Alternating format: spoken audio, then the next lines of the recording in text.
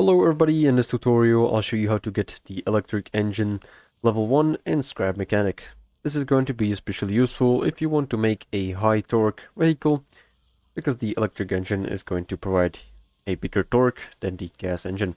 So the first thing you'll need to do is complete the grow lab tree and bring some bananas which are packaged to the hideout. Use the delivery button and now go to the trader, and here you'll see the recipe for the engine. Just go ahead and deposit 3 of these banana crates, and this is going to unlock you the electric engine level 1. You can craft it inside of the craft bot from some metal block level 2s, component kits, circuit boards and batteries.